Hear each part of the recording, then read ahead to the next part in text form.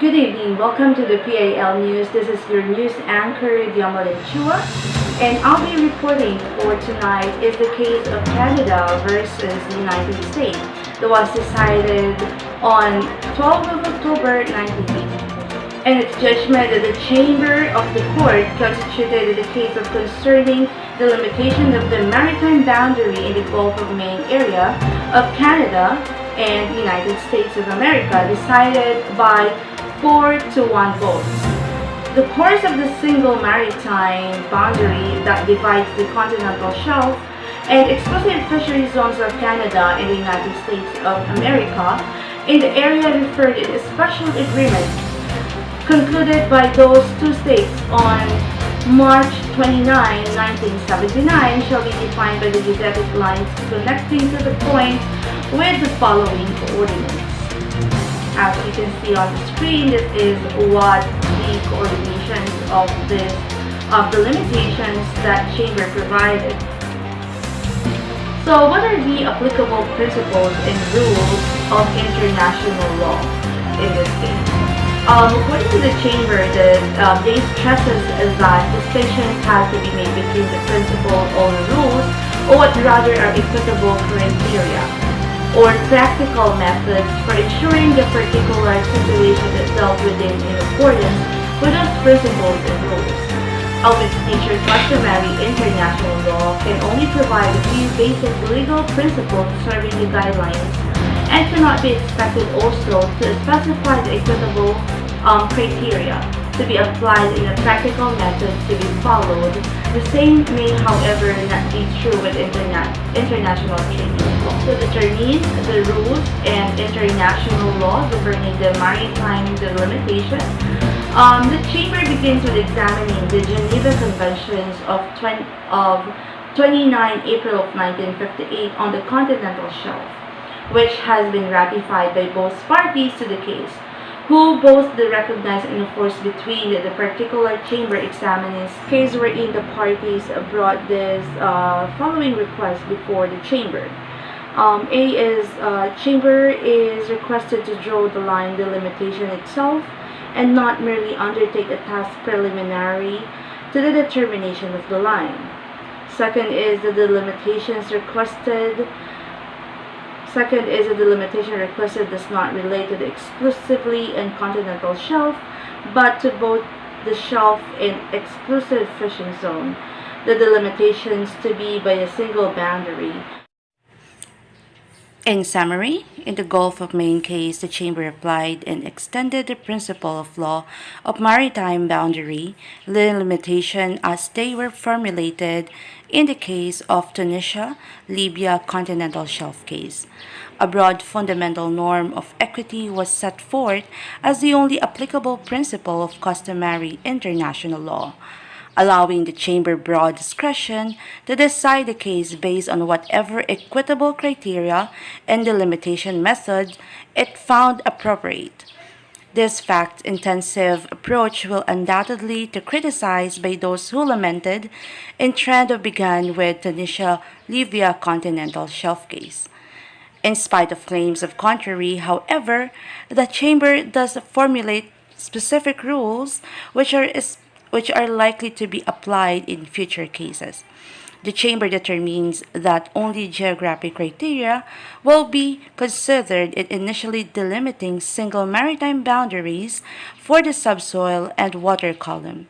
It applies a proportionality directly as an independent source of right, and it decides that the non-geographic criteria may be considered in evaluating the equitable.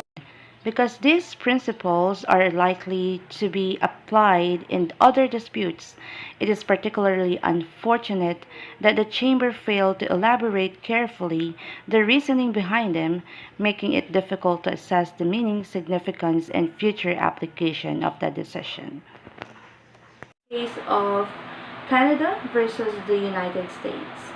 And up next, we will be having another case to discuss after this commercial break. This news is brought to you by Copico Blanca. Copico Blanca. Make your day more creamy-licious.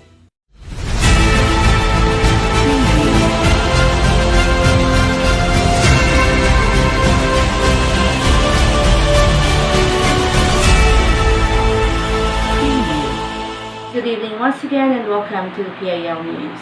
To continue our report, I'll be reporting the case of Denmark versus Norway, case concerning maritime delimitations in the area between Greenland and Jan Mayen. According to the ICJ that on August 16, 1988, the government of Denmark filed a registry or application instituting the proceeding against Norway, by which it seized the port dispute concerning the limitations of Denmark and Norway's fishery zones and continental shelves area in the waters between the coast of Greenland and the Norwegian island of Jan Mayen, where both parties laid claim that area of some 72,000 square kilometers.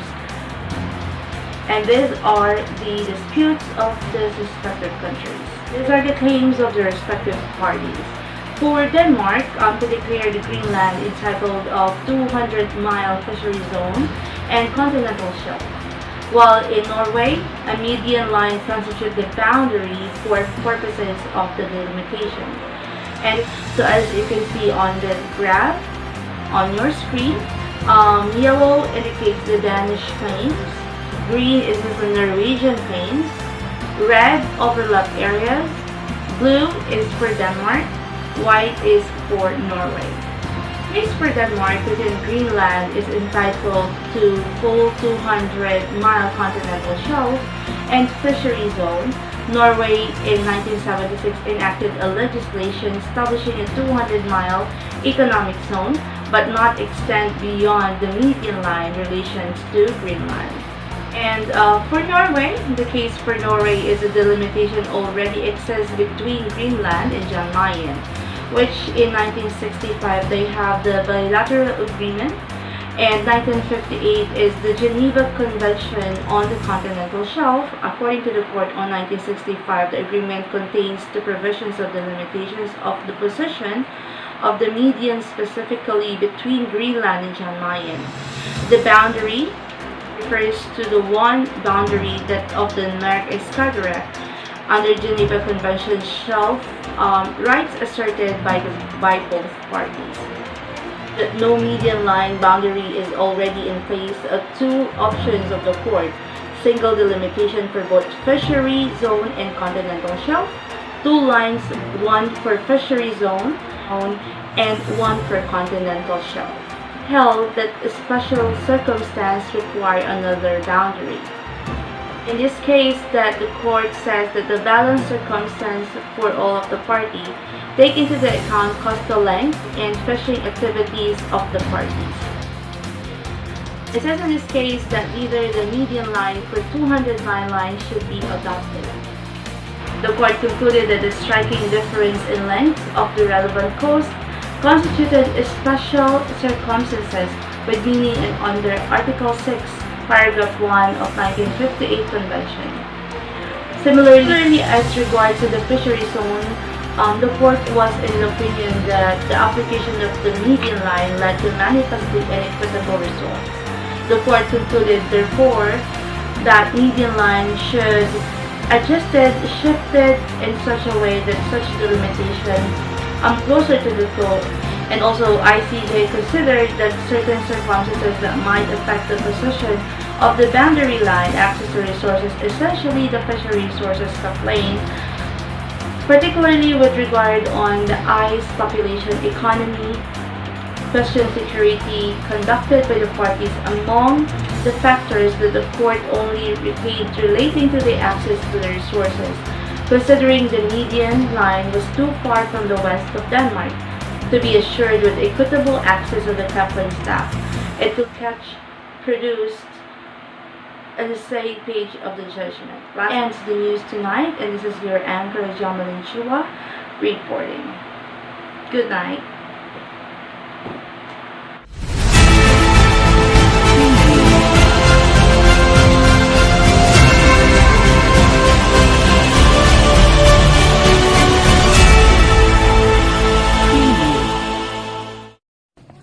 North Sea Continental Shelf case. Under international law, the portion of a continental shelf adjacent to a state's coastline is considered a natural extension of its land territory.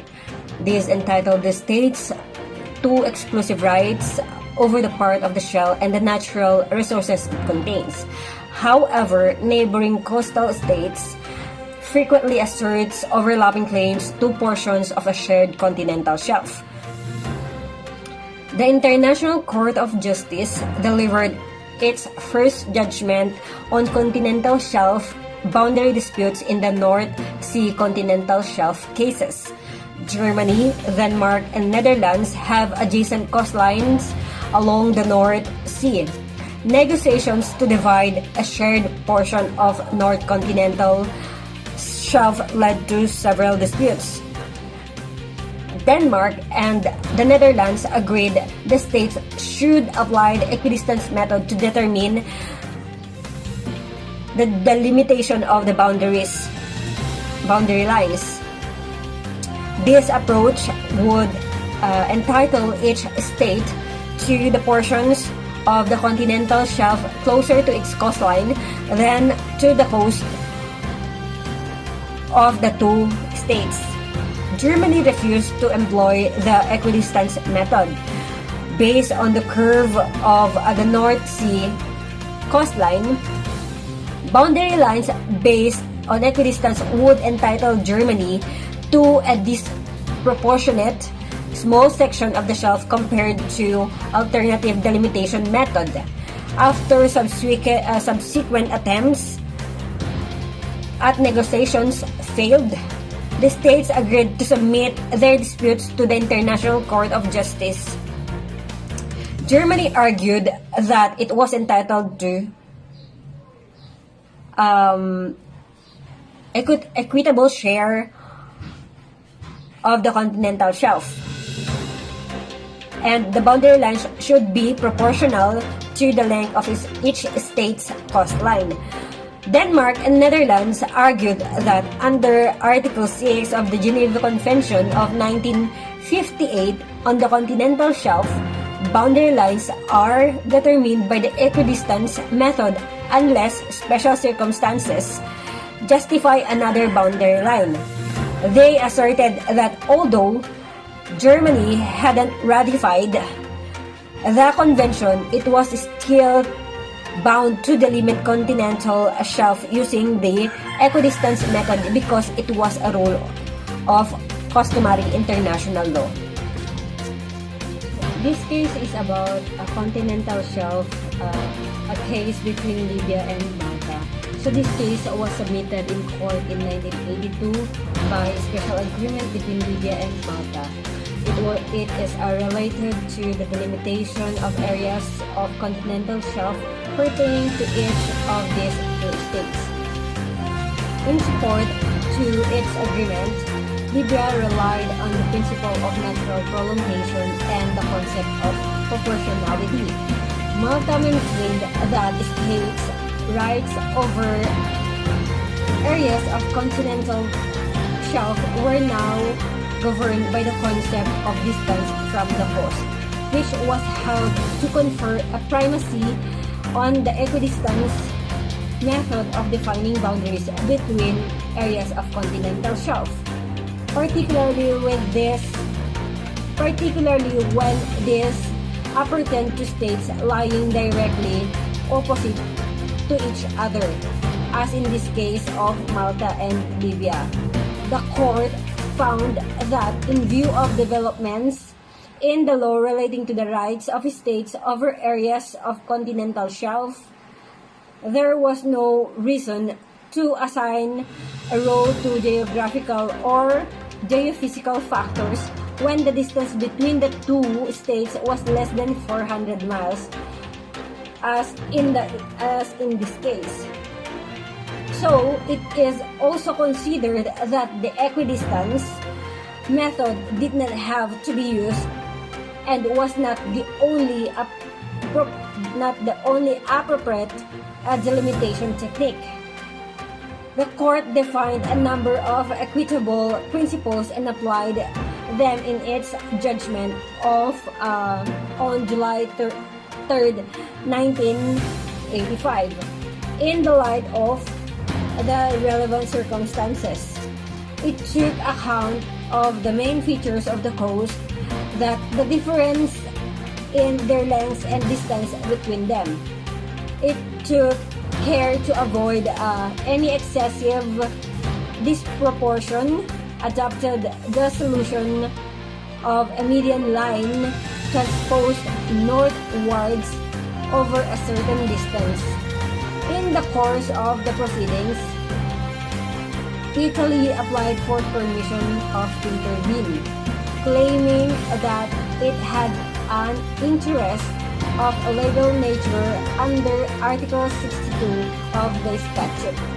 The court found that the intervention requested by Italy fell by virtue of its object into category which, on Italy's own showing, was one which would not be accepted. The application was accordingly refused. So for tonight's discussion, I'll be discussing the People versus Berlin. So what happened in this case is that MT Tabangao, it is a cargo vessel loaded with fuel, kerosene, gasoline, who was sailing off the coast of Mindoro near Silonai Island when it was suddenly boarded by 7 armed pirates. So the pirates were armed with M16 rifles, 45 calibers, and 38 calibers handguns and bolos. So they detained the crew and took complete control of the vessel. So MT Tabangao then sailed to and anchored about 10 to 18 nautical miles from Singapore shorelines when another vessel called Navy Pride received the cargo under the supervision of accused appellant Chong Sang-hyun. So the accused appellants were arrested and charged with qualified piracy for violating the Presidential Decree number 532 or the piracy in Philippine waters and were convicted as principals of the crime charge, except for accused appellant Hyung, who was convicted as an accomplice. On appeal, Hyung reiterates that he cannot be convicted of piracy in Philippine waters as defined and penalized in sections 2D and 3A respectively of PD 532 because Republic Act 7659 has impliedly superseded PD 532. He reasons out that Presidential Decree number 532 has been rendered superfluous or depletitious because both Article 122 of the Revised Penal Code as amended and Presidential Decree number 532 punish piracy committed in the Philippine waters. He maintains that in order to reconcile the two laws, the word any person mentioned in Section 1D of the Presidential Decree number 532 shall only apply to offenders who are members of the complement or to passengers of the vessels. Whereas, Republic Act 7659 shall apply to offenders who are neither members of the complement or passengers of the vessels, hence excluding him for the coverage of the law. So, the issue being settled in this case is that whether the accused appellant Hyung was guilty of piracy. So, the Supreme Court ruled that Article 122 of the Revised Penal Code before its amendment provided that piracy must be committed on the high seas by any person not a member of its complement nor a passenger thereof. Upon its amendment by Republic Act number 7659, the coverage of the pertinent provisions was widened to include offenses committed in Philippine waters. On the other hand, under PD 532, it was issued in 1974, the coverage of the law on piracy embraces any person including a passenger or member of the complement of said vessel in Philippine waters. Hence, passenger or not, a member of the complement or not, any person is covered by the law. Republic Act Number 7659 neither superseded nor amended the provisions on piracy under PD 532. There is no contradiction between the two laws.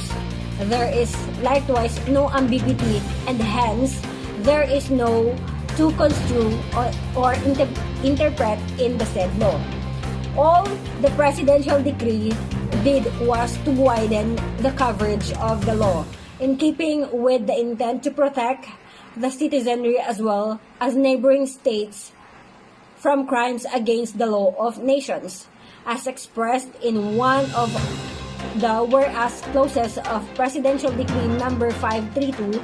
Piracy is among the highest forms of lawlessness condemned by the penal statutes of all countries. For this reason, piracy under Article 122 as amended and piracy under PD number 532 exist harmoniously as separate laws. So that would be all for tonight's discussion. Thank you. News report for today. The International Criminal Court of Justice received a letter from Tunisia dated December 1st of 1978, wherein the court is being asked to determine what principles and rules of international law were applicable to the delimitations between Tunisia and Libya. And the court, after considering the arguments as well as evidence based on geology, geography, and bathymetry, on the basis of which the party sought to support its claim to particular areas of seabed as the natural prolongation of its island territory. And the court, in their decision, concluded that the two countries abutted on the common continental shelf and that physical criteria were therefore of no assistance. For the purpose of delimitation, the court held that it should be guided by the equitable principles and by certain factors such as the necessity of ensuring a reasonable degree of proportionality between the areas allotted and the lengths of the coastline concerned. Also, the court found that the application of the equidistance method could not, in particular circumstance of the case, lead to the equitable result. Good morning. I am Christine May Binaco, and we are live now interrupting this broadcast of Beat Record on TV to bring you breaking news of the newest update about the case of Magallona versus Ermita. In 1961, Congress passed RA 3046, demarcating the maritime baselines of the Philippines as an archipelagic state pursuant to UNCLOS 1 of 9158, codifying the sovereignty of state parties over their territories.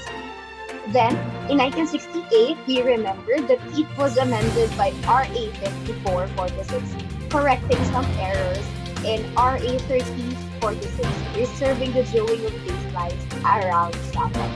In 2009, it was again amended by RA 9522 to be compliant with the UNCLOS 3 of 1984. The requirements complied with are to shorten one baseline, to optimize the location of some fixed points, and classify KIG and Scarborough Shoal as the chief of islands. Petitioner now assails the constitutionality of the law for three main reasons. One, it reduces the Philippine maritime territory under Article 1. Second, it opens the country's waters to innocent and sea lanes passages, hence undermining our sovereignty and security. And lastly, treating KIG and Scarborough as regime of islands would weaken our claim over those territories. So, the main issue in this case of Magallona versus Ermita is whether or not RA 9522 is constitutional. The Supreme Court issued a ruling that UNCLOS 3 has nothing to do with acquisition or loss of territory.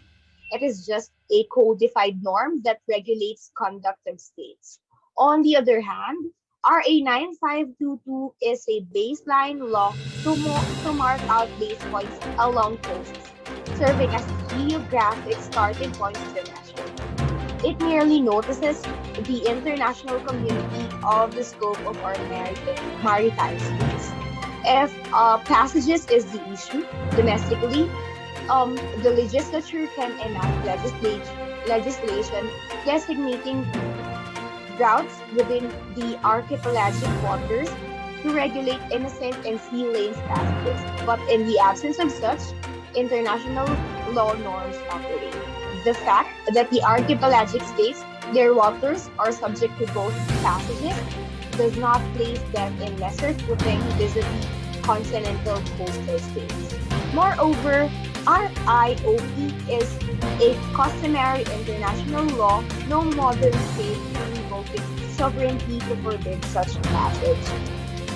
On the KIG issue, RA 9522 merely followed the base points mapped by RA 3046, and in fact, it increased in the Philippines' total maritime space.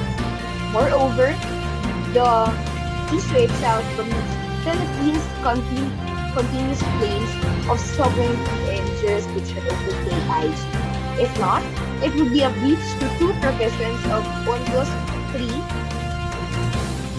specifically Article 47, Section 3, drawing of base points shall not depart to any appreciable extent from the general configuration of the archipelago, and Article 47, Section 2, the length of the baselines shall not exceed 100 millimeters.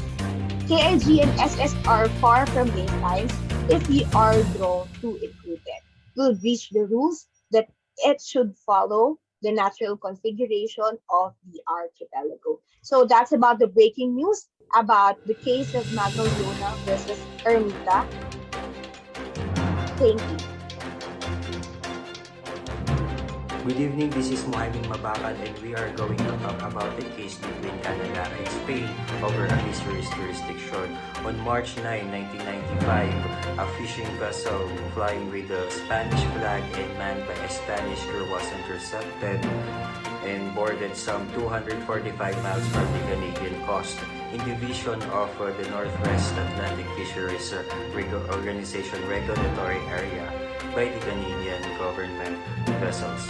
The vessel was seized and its master arrested on charges of violations of the Coastal Fisheries Protection Act, in particular illegal fishing for Greenland halibut. Part of the ship's catch was confiscated.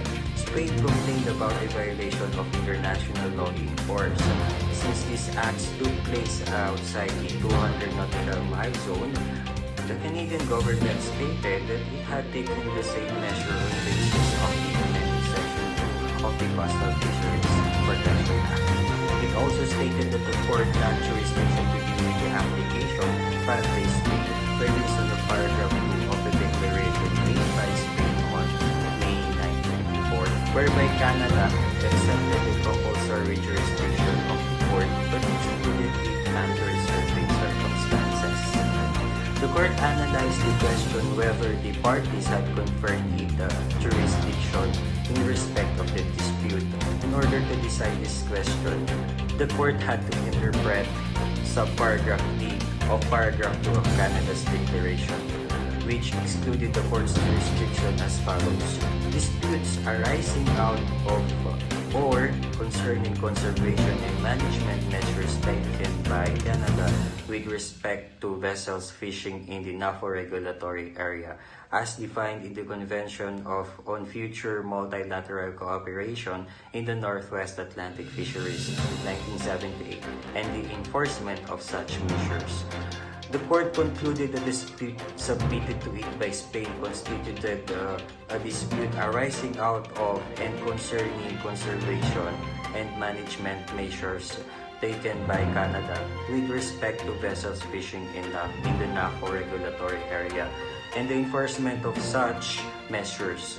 It followed that dispute came within the terms of the reservation contained in the paragraph 2D of the Canadian Declaration of May 1994. The court consequently had no jurisdiction to adjudicate upon the present dispute.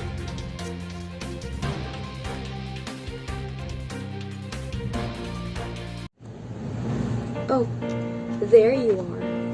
Afternoon, Larry. Well, thank you so much for coming despite the very short notice. Always a pleasure joining you for an Pleasure's all mine.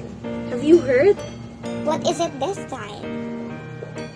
about your compadre in Malaysia? He is in dispute with his sibling. What's his name again?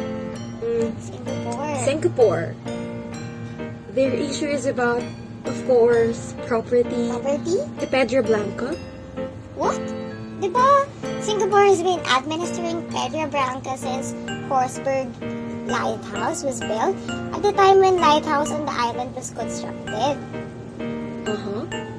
It started out kasi on December 21, 1979. The Director of National Mapping of Malaysia published a map entitled Territorial Waters and Continental Shelf Boundaries of Malaysia, showing Pedra Branca to be within its territorial waters. Your compadre in Singapore naman kasi rejected this claim, pero in fairness, he did it in a diplomatic note and asked the map to be corrected. However, this dispute was not resolved by an exchange of correspondence and intergovernmental talks. Kumusta? Malamang nagkademandahan yan. Ano pa nga ba? Sa International Court pa nga nagkademandahan. Shala. Since the siblings are both members of United Nations and parties to the UNCLOS, under Article 2 thou of the UN Charter, the two siblings are obliged to settle their international disputes by means which include negotiation, inquiry, mediation, conciliation, arbitration, judicial settlement, resort to regional agencies, or arrangements or other peaceful means of their own choice. Ito pa nga, kumapit ka. Following the hearings which were held in November 2007, the court rendered its judgment on May 2008. So, in that judgment, the court first indicated that the Sultanate of Johor, the predecessor of your compadre in Malaysia, had original title to Pedra Branca. It included, however, that the dispute crystallized title had passed to Singapore, as attested by the conduct of the parties. The court consequently awarded sovereignty over Pedra Branca to Singapore. Ow. May compadre in Malaysia must have been sad. Oh, sige na. Nandiyan na yung order ko.